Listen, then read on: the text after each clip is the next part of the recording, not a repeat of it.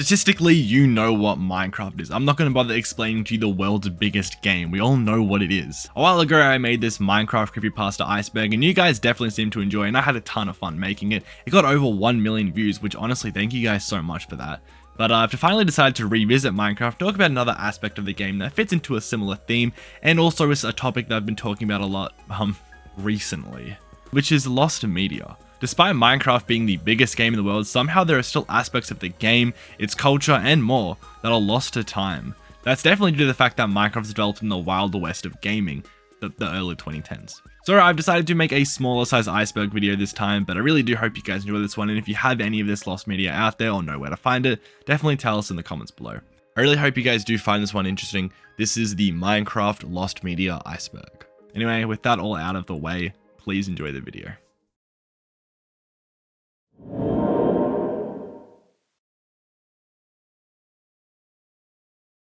Herobrine sighting video. You guys know Herobrine already, not just supposed dead brother who still haunts in the game's files. It's definitely one of my favorite creepypastas. As I get older, it's starting to become one of those you had to be there moments in the early 2010s. I hope Herobrine is still being spread around like he used to. Someone who was extremely involved in the Herobrine story is an old content creator named Copeland, who was the first person to capture Herobrine on a live stream, which sent the entire creepypasta into a frenzy with people believing that Herobrine was actually real. Sadly, for nearly 14 years, this full livestream was lost media. That's right, one of the most important pieces of Minecraft history and culture was inaccessible for nearly 14 years. The hunt for this livestream was mostly spearheaded by EnderBoss25, who not only made countless videos on the topic, but did a recreation of the clip that got over 100,000 views. The lost media YouTuber Blame It On George ended up making a video about Herobrine and this clip, which managed to attract the attention of Brutal Lilith Jump, who left a comment saying, "I had no idea this was lost media. I downloaded that stream back in the day. I've had it uploaded privately to my channel for years, thinking it was nothing special. I've made the 2 videos available on my channel, as well as some Herobrine clips I downloaded from YouTube in back of the day." And going to their channel, you can finally see this clip as it played out live. I took that. It's on my map, bro. Make off your head. Do it. You're a liar. Take a make off your head. I'm not a liar. Why do you have no skin? Cause Why'd he you have keeps to make changing my below your skin head? back to the regular skin. Don't you guys? Who's Him! Him! He is him! Ah! Cope's finding Minecraft Story Mode Netflix. Minecraft Story Mode, released by Telltale in 2015, was actually given a very limited second chance at life. If you want to play this game in 2025, well, good luck. It was delisted from every online gaming store, including Steam in 2019, because Telltale ran out of money. And unfortunately, if I told you how you could actually play in 2025, this video would get taken down. I'm talking about pirates. Sorry, I've always wanted to do one of those, you don't get a chance much. Anyway, Minecraft Story Mode was actually added to Netflix in 2018, where you'd either tap on the screen or press on your remote to interact with the game. This was a part of a bigger initiative to put games or interactive content on Netflix back then, but this is different from their current attempt to put games on Netflix now. Confusing, I know. This was unfortunately taken down in December of 2022, with the game now being unavailable everywhere besides a few physical copies that have the full game downloaded onto them. However, less than 6 months later, on the 29th of May 2023, a YouTube channel called Minecraft Story Mode The Netflix Archive released a 4-hour-long video showing the complete Netflix version of episode 1, and even to this day they are still archiving this lost but modified version of Minecraft Story Mode people to see. Minecraft Apple TV Edition. Minecraft has been released on many platforms, and I mean many platforms. This game is actually playable on a new 3DS and a Raspberry Pi. Look how tiny this is. You can play Minecraft on this. However, there was one version of Minecraft that for a while was actually considered lost media. This was the Apple TV version of Minecraft, released on December 19th, 2016 and killed less than 2 years later on September 24th, 2018. This version is unique, being one of the only versions of the game that requires a constant internet connection, because the worlds are all saved within iCloud, which is so stupid and classic Apple and Microsoft, that damn duo.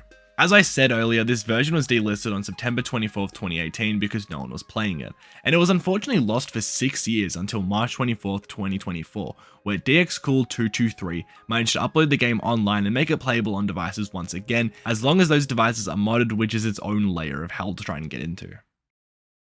Minecraft Earth. Minecraft Earth is a classic game. It was the second Minecraft spin-off after Story Mode, and was supposed to be Minecraft's response to Pokemon Go, 3 years late and launching 3 months before a global pandemic. Whoops. You'd go around and place blocks and mobs in the real world, which honestly was a super cool gimmick. I did play this back in the day and had a bit of fun with it, but I didn't really get around to playing it that much, because Pokemon Go will always have my heart. Unfortunately, the game shut down on the 30th of June 2021 due to the COVID-19 pandemic, which honestly I think is a bit pathetic. Mojang is owned by Microsoft, one of the largest companies on the planet, which could definitely afford to keep this game running for slightly longer, or temporarily pause servers until COVID was mostly over. Genuinely, I think if this game got brought back, it could do pretty well. Not amazing because obviously the whole trend is over, but still decently well. But because the servers got taken down, there's actually no way to play it in 2025. Although there are several work-in-progress versions of either bringing a faithful recreation, or attempting to host alternative servers for the game to run on.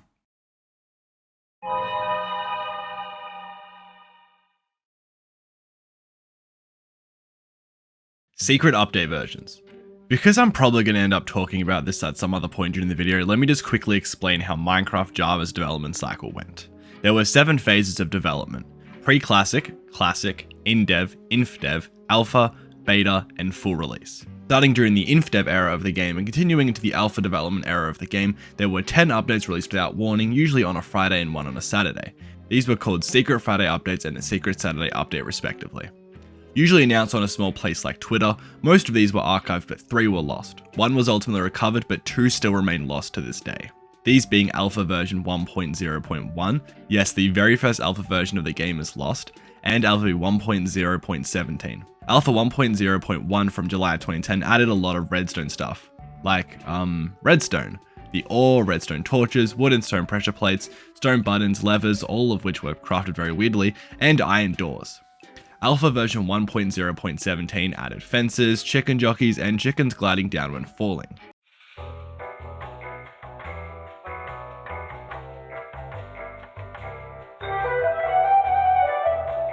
These versions are still lost to this game, which is genuinely crazy but not surprising considering how these versions were released. Alpha version 1.1.1 was lost for a very long time as well, being the only Secret Saturday release. Released on September 18th, 2010, it added sneaking, a non-functional fishing rod, and some of the most iconic paintings in the game, like this classic Donkey Kong one. I always loved this one as a kid.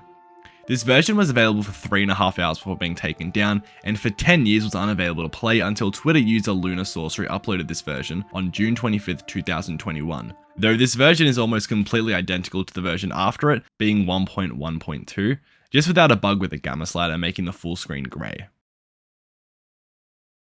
Lost C418 songs. C418, or Daniel Rosen, was the previous main composer of Minecraft who made some of the most iconic songs from the game's history, and the 2 albums being Volume Beta and Volume Alpha. His relationship with Mojang ended in 2021 due to alleged disagreements about music ownership and him being burned out of making Minecraft songs. There was supposed to be a 3rd and final C418 Minecraft album with 3 tracks being released for it: Dragonfish, Sunigi, and Axolotl, all of which were released for the game's Aquatic update, but sadly the rest of the album has not been released yet. Unrelated to this, there was also another song called Old, revealed through older messages between C418 and Notch. It was supposed to be used for a Minecraft music video, but also never released. The first version of Minecraft. You may not know this, but the very first version of Minecraft is actually lost to time. If you scroll all the way down in the launcher, you'll find pre-classic RD132211, which is currently the oldest archived version of Minecraft, and technically the first released version. This version was shown off in a video published on Notch's YouTube channel called Nizoch. The video was called Cave Game Tech Test, which is what the version has been dubbed today. This was when before Minecraft was even called Minecraft, and was finished on the 13th of May 2009, while pre-classic RD13221 was released just 4 days later to the public.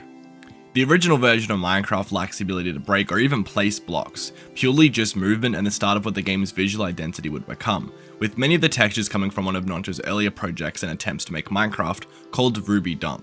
We will talk about that one later. Minecraft Castle. You might remember this PewDiePie video. It was known as being one of the earliest Minecraft videos out there, especially by such a large creator for today's standards. But it's actually not the first Minecraft video out there. If you go and do some research, you'll find this one simply called Minecraft in all lowercase, showing John William Nijman building a dirt structure. Despite the claims in his description that this is the very first Minecraft video, this isn't actually the case, because the very first Minecraft video is actually lost to time.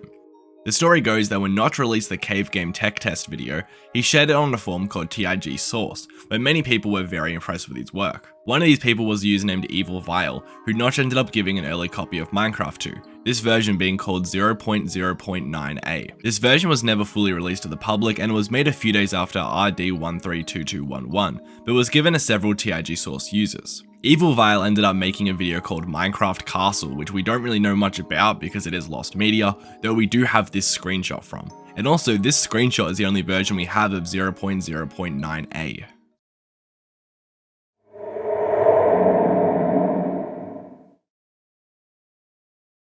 Ruby Dung. Ruby Dung was the earliest thing you could really call Minecraft. It started development in early 2009 and was heavily inspired by the game Dwarf Fortress. Dwarf Fortress was an exploration colony game where the fun comes from exploring a world that you generate yourself and finding an area to set up and make a town in. These type of games are very overwhelming for me, so I would honestly recommend watching Lord Hissy's video about it, as he actually plays the game and explains what happens in it very well. It said that Ruby Dung was a game inspired by Dwarf Fortress, but instead of being a 2D game, it would be an isometric 3D game, with the option to change perspectives from the isometric one to a first-person camera. When you look at screenshots of When you look at screenshots of Ruby Dung, you'll recognize the cobblestone and grass text from very early builds of Minecraft. The reason for Ruby Dung ending development was that Notch came across a different game called Infiniminer, which Notch ended up becoming quite fond of. After playing Infiniminer, he realized that the first person perspective would be optimal for the kind of game he wanted to create. Not Ruby Dung, but rather a cave game. Other lost versions.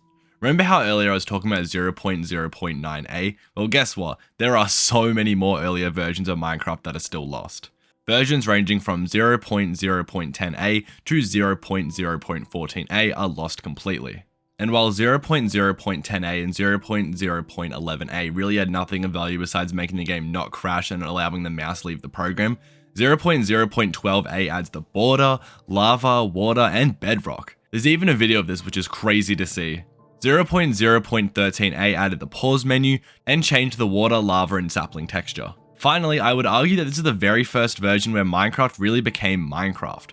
0.0.14a, which added coal, iron, and gold ore, gravel, sand, and most importantly, trees and the ability for them to generate. Planks were also given a new texture, which is the same texture they've had ever since.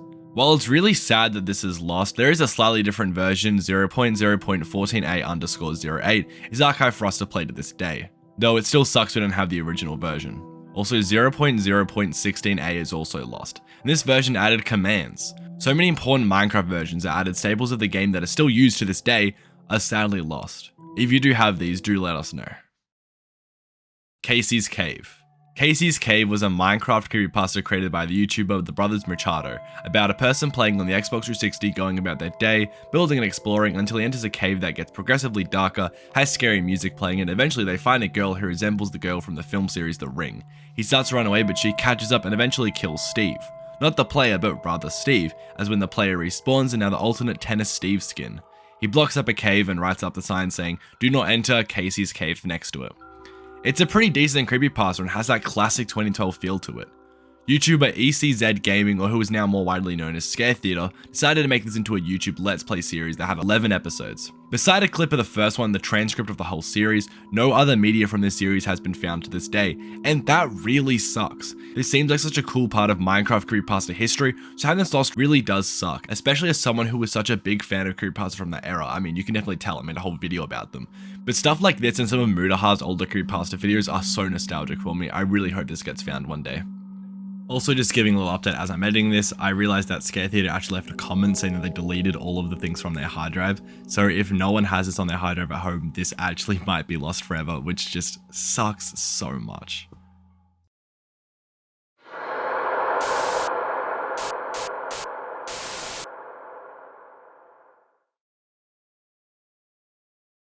I've decided to call this final layer the Void, not because I managed to find something really underground, really niche, or scary bit of Minecraft lost media, but rather it represents the void of infinite Minecraft content that is lost. There is going to be so much that I, you, and the rest of the world will never find. Within the internet, it's often said you can break the internet or the World Wide Web down into 3 categories: the surface web, the deep web, and the dark web. With the surface web being the usual stuff you do and find online, or anything that can be accessed through Google and is indexable. That's the important part. The dark web is the only part of the internet that is accessible through special web browsers and protection, and the most interesting part of the internet to me is the deep web, which is estimated to make up a majority of the World Wide Web. These are websites that are indexable, meaning they can't be found through Google or easily archived through a scraper. As you've seen through this video, earlier Minecraft didn't come up during the era of the internet that we have today, where so much is monitored and kept due to importance or even interest. People didn't know what Minecraft would become, and that includes the content made by people like you and me. Earlier this year, I made an effort to try and restore some older worlds of mine I found uploaded to Planet Minecraft and on Mediafire. But what if Mediafire shut down, or Planet Minecraft stopped working? The amount of content that will be lost from that alone could create an entire career out of making videos on it. There was a website I used to go on to install Minecraft mods as a kid called Skydaz. There's like a different version of the website still up to this day, but the website is gone completely. You can still find his Twitter account, but he hasn't posted since 2015. There were so many mods on that website that are just gone now. So much of this game's history, and I'm not talking on a broader scale, but something that you may have personally enjoyed as a kid, could be lost and gone in an instant. So I guess what I'm trying to say is, make sure the things that you care about are actually preserved and you know you have them. In an age where corporations want to take the freedom of owning a product away from you, show them that the power really belongs to you. Thanks for watching.